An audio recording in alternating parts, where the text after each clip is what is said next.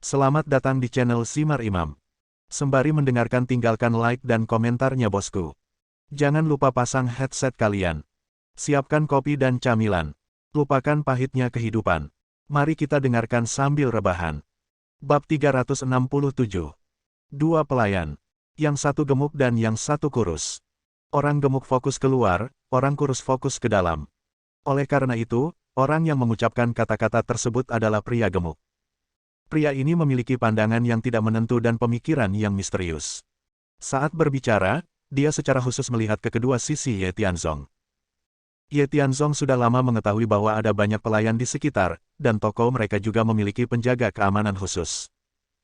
Konon klinik Tianjinxiang ini tempat berobat dan konsultasi kesehatan di depan, dan di segi empat di belakang banyak terdapat apotek. Obat-obatan herbal China ini semuanya swasembada, mahal dan sangat berharga.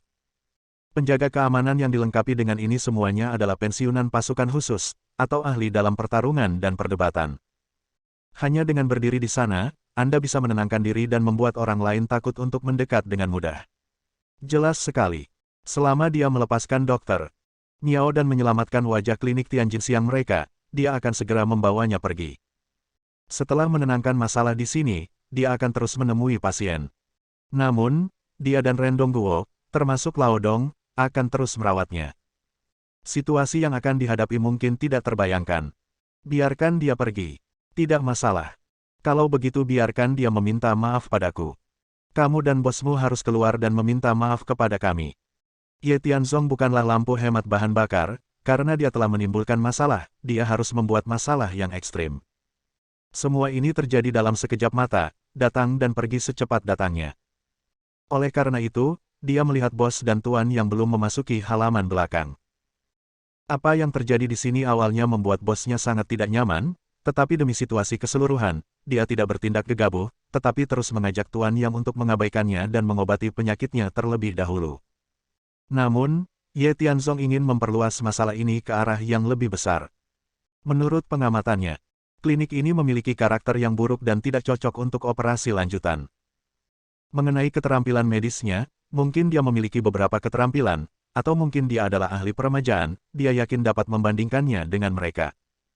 Secara keseluruhan, ini adalah papan bergerak milik Anda sendiri, jika Anda menginjaknya dan mencapai puncaknya, tidak akan ada masalah besar. Bos, dan bagaimana dengan yang tua?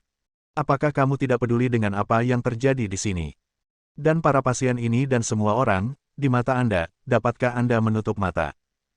Saya pernah melihat orang yang tidak tahu malu, tapi saya belum pernah melihat orang yang begitu tidak tahu malu.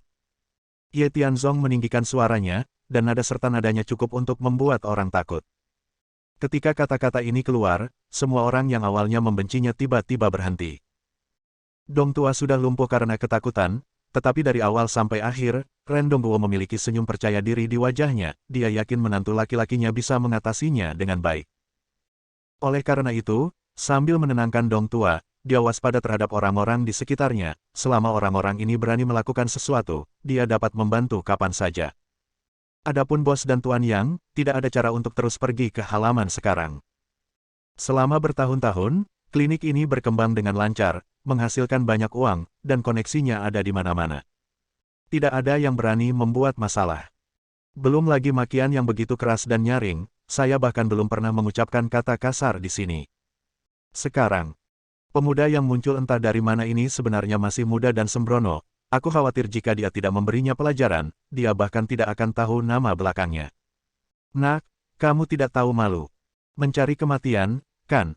Kami di sini adalah sebuah klinik, tempat kami mengobati penyakit dan menyelamatkan nyawa. Bukannya Anda bertindak liar di sini, mencoba memanfaatkan reputasi klinik kami untuk mendapatkan posisi tersebut. Saya pikir Anda sudah makan terlalu banyak daging babi dan merasa tertekan. Berikan padaku, tangkap anak ini, lalu kirim dia ke kantor polisi, membuat pertengkaran dan menimbulkan masalah, dan memberinya hukuman 3-5 tahun, dia akan jujur. Manajer gemuk dan bos saling memandang. Dia telah diberi wewenang, jadi dia melakukan sesuatu dengan tidak hati-hati. Setelah berteriak dengan marah, 5 atau 6 orang yang disebut penjaga keamanan dengan keterampilan unik segera bergegas.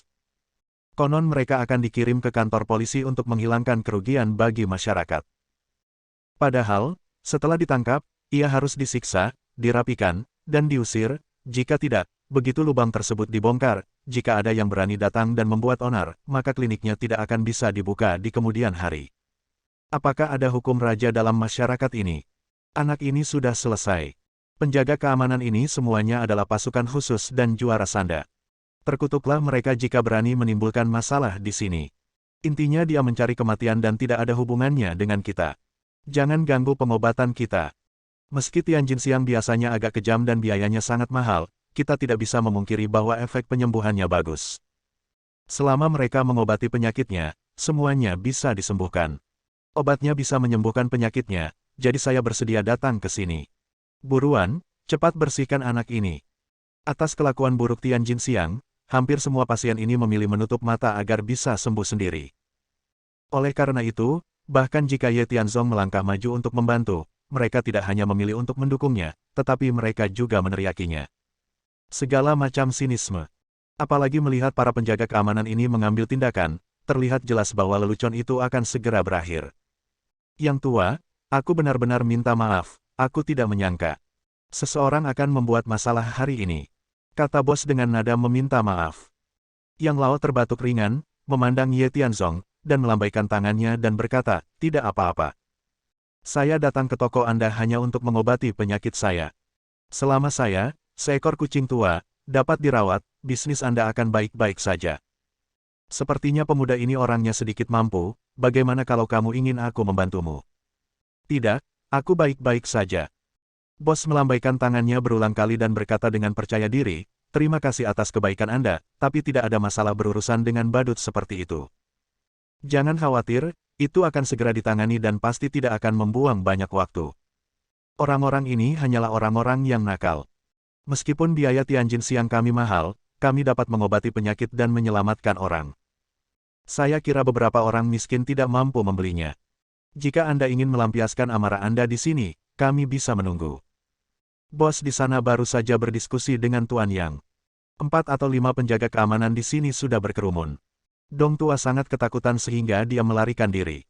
Meskipun Ren Dongguo percaya pada Ye Tianzong, dia tidak memiliki kemampuan bertarung. Orang-orang ini bergegas dan dia tidak punya cara untuk membantu. Dia hanya menghindari mereka sebanyak mungkin dan tidak menimbulkan masalah. Kepada Ye Tianzong, itu adalah bantuan terbesar. Ledakan. Ekspresi Ye Tianzong tidak berubah sama sekali.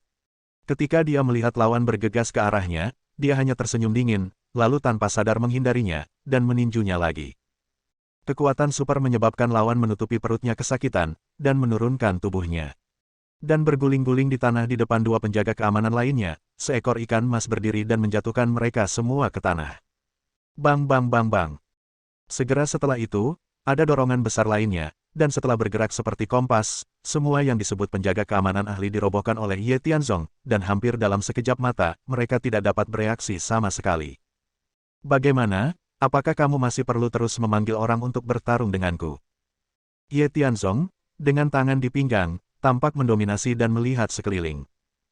Akhirnya, gambar itu terfokus pada pramugara yang gemuk itu. Dia sudah gemetar ketakutan dan bahkan tidak bisa berdiri. Dia masih membutuhkan dukungan dari 2 penjaga di sampingnya. Dia menggelengkan kepalanya dengan putus asa dan bergumam pada dirinya sendiri, apakah ini mungkin? Bagaimana ini mungkin? Apakah orang ini begitu kuat? Bagaimana kamu bisa begitu kuat? Satu orang mengalahkan pasukan khusus ini, Sanda juara. Tidak heran jika kamu begitu percaya diri, kamu masih memiliki beberapa keterampilan untuk berani datang ke sini untuk membuat masalah. Namun, meski kamu memiliki kemampuan, terus kenapa? 2 tinju sulit dikalahkan dengan 4 tangan. Bagaimana anak desa seperti dia bisa memenangkan klinik Tianjin Xiang? Tunggu, serangan balik akan segera dimulai. Para tamu di bawah masih menunjuk. Saat ini, Ren Dongguo segera datang dan bertanya dengan prihatin, Tianzong, apa kabar? Apakah kamu baik-baik saja? Aku baik-baik saja, ayah, jangan khawatir. Sekarang, perencanaannya telah dimulai, dan yang paling perlu Anda lakukan sekarang adalah menunggu dengan sabar. Saya yakin selama kami beroperasi sesuai rencana yang telah ditetapkan, tidak akan ada masalah. Kata-kata Ye Tianzong memberi kepastian pada Ren Dongguo. Dan Dong tua yang sudah malu, setelah melihat kemampuan Ye Tianzong, tercengang seperti manusia surga, dan dia datang dengan patuh, tetapi karena ketidakpercayaan sebelumnya, dia tidak membuka mulutnya, dan hanya mengikat dirinya dan mereka. Pada saat yang sama, jika Anda ingin bergerak sendiri, Anda setidaknya harus melangkahi Ye Tianzong terlebih dahulu. Bagaimana, bisakah kita bicara sekarang? Ye Tianzong tersenyum tipis dan menatap pria gemuk yang bertanggung jawab. Tapi pria kurus itu menariknya sedikit, dan mereka berdua berinisiatif mundur. Bos, yang mengharapkan pertarungan cepat, tidak punya pilihan selain datang ke sini lagi. Saya berencana untuk membiarkan Tuan yang pergi ke halaman untuk beristirahat dulu, dan dia akan kembali ketika dia pergi. Namun, Tuan yang sendiri juga orang yang sangat tangguh, dia bersikeras untuk mengawasi di sini dan siap membantu kapan saja. Akhirnya tidak berdaya. Bos hanya bisa membawa Tuan yang kemari. Kedua manajer, pria gendut dan pria kurus, berinisiatif untuk mundur. Dokter, Miao dan 4 penjaga lainnya menyebar ke samping, mengelilingi bos. Melihat situasi ini, semua pasien melupakan penyakitnya dan datang menemui dokter. Sebaliknya, mereka mengharapkan bos untuk merawat Ye Tianzong ini. Dia tidak tahu ketinggian dunia dan berani menimbulkan masalah di sini. Dia bahkan tidak tahu bagaimana dia mati. Saya bos klinik Tianjin Siang, dan nama saya Feng Tiandi. Laporkan diri Anda sendiri. Bagaimanapun, dia adalah bosnya, dan dia lebih tenang dan terkendali daripada orang-orang di bawahnya. Meskipun hatiku sudah bergejolak, aku cukup tidak puas dengan Ye Tianzong. Namun, dia tidak menunjukkannya secara langsung, tetapi menatap Ye Tianzong dengan mata tajam. Tentu.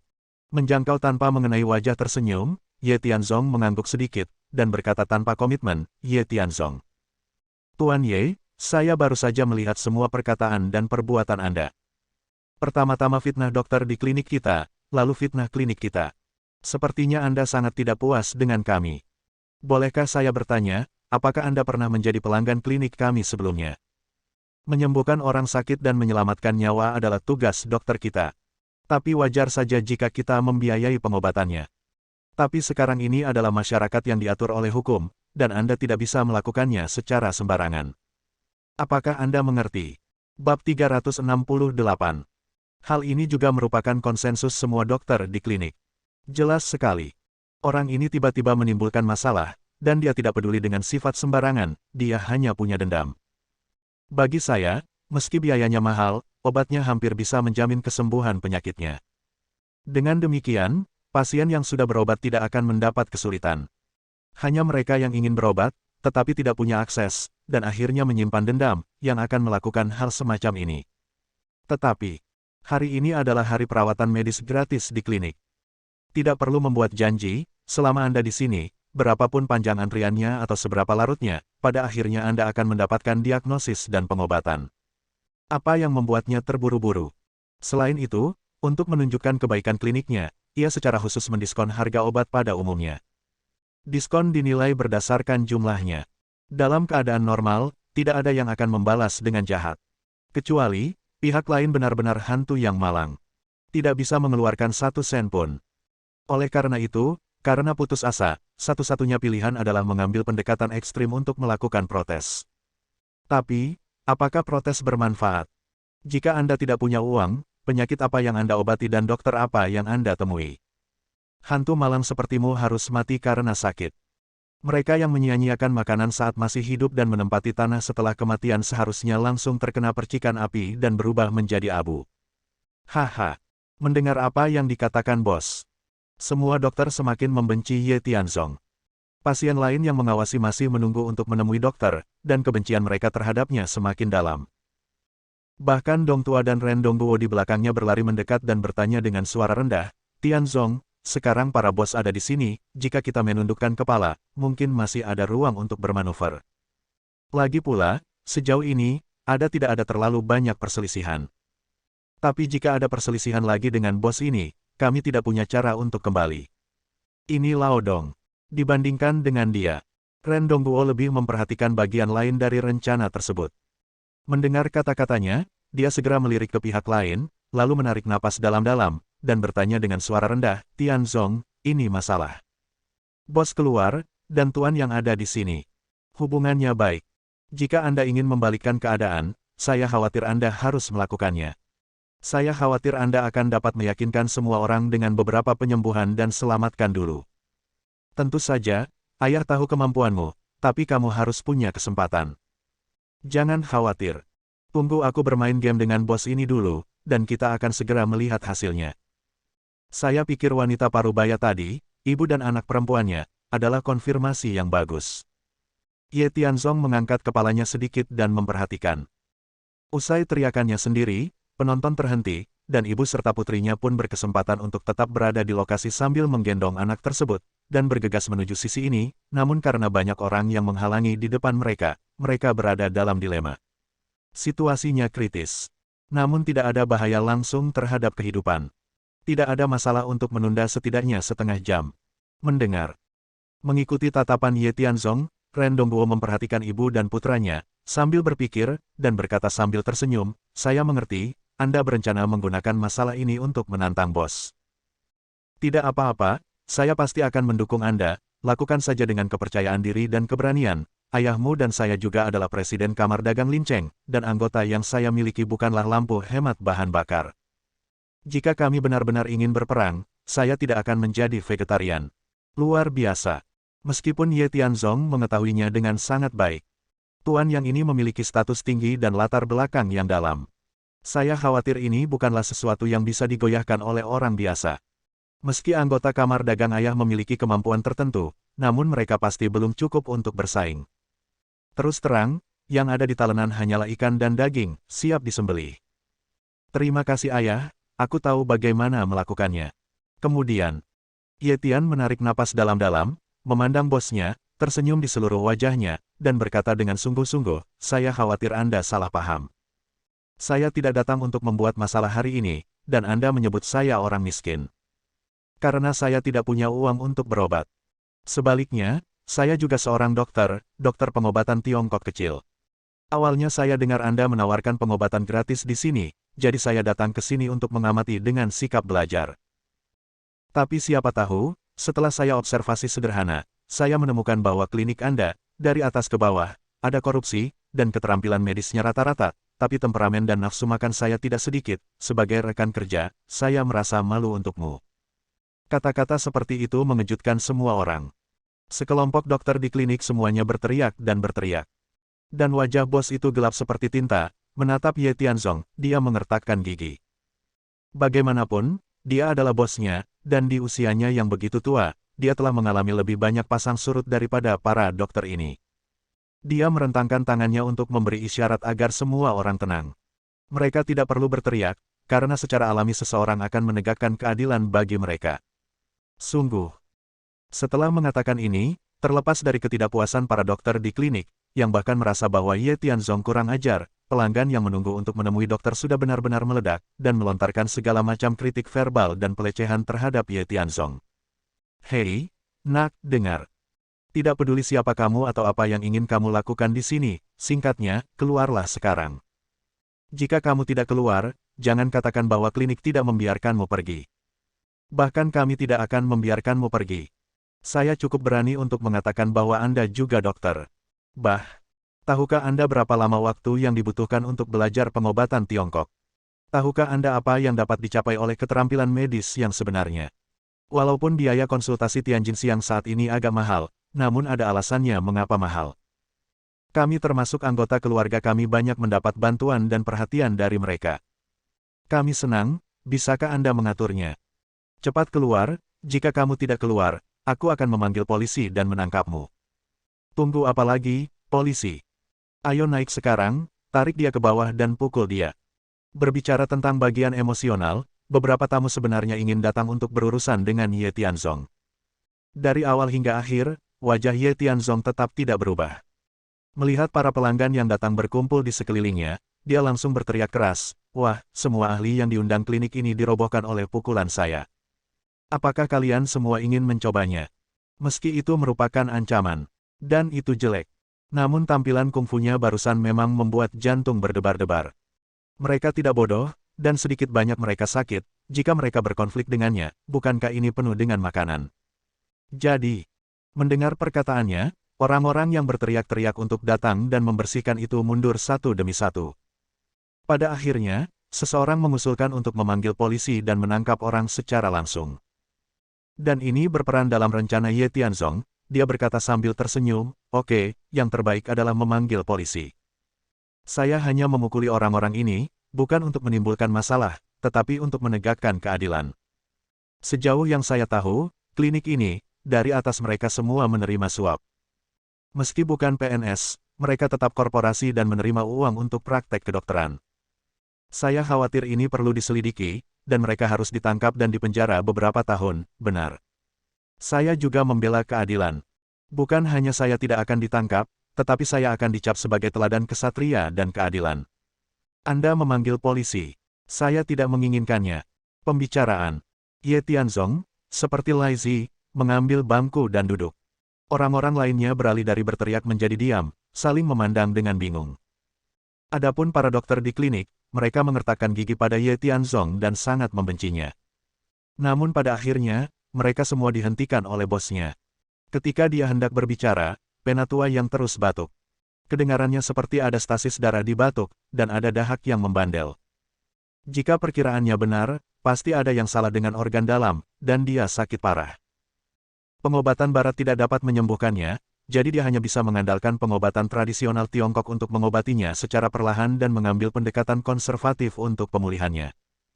Karena tanda tangan Tianjin Xiang begitu bergema hari ini, tentu saja itu menjadi tempat yang paling masuk akal baginya untuk datang.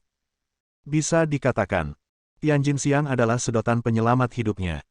Sekarang seseorang datang untuk membuat masalah, inilah waktunya dia pamer. Oleh karena itu, dia segera menghentikan bosnya, menggelengkan kepalanya sedikit, berdiri, menatap Ye Tianzong, dan bertanya dengan dingin, "Sepertinya Anda memegang erat klinik tersebut, bukan?"